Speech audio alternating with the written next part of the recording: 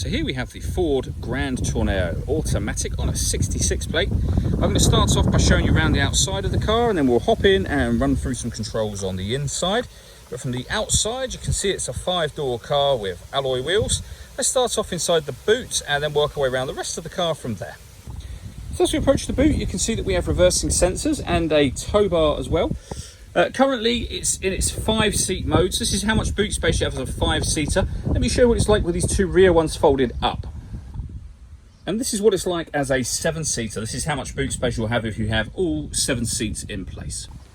Okay, so we're just going to work our way back round to the front of the car, and then we'll hop in and run through some controls on the inside. But now that we've done a full circle of it, you can see it's in excellent condition the whole way round.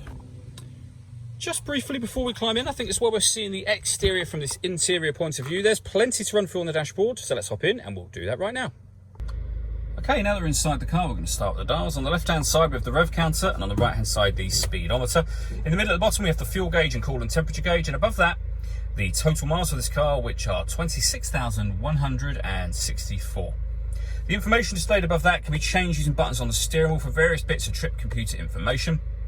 And then above that, you can see what gear the car is currently in. If we back out to the steering wheel, the buttons I was using just a moment ago are here. We've got cruise control and speed limiter beneath that. And on the right hand side, stereo controls and phone controls, including voice activation for your phone as well. That can only be used after such time as you paired your phone up, which is done using the buttons here and the screen directly above it.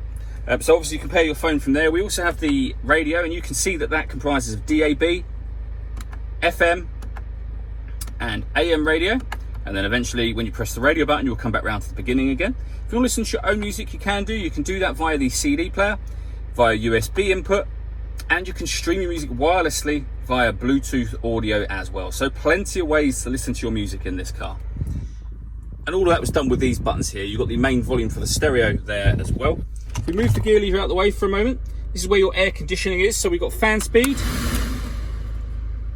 temperature, direction of the air conditioning is on, off, back on again. Or you can recirculate the air that's currently in the car. That's a great way of heating it up or cooling it down quickly depending on the temperature that you set. Beneath that, we've got a proper heated front screen, heated rear screen, and this turns off the stop and start. So this car is designed to cut out when it's stationary in traffic to save you fuel. Hit that button, that system is now turned off.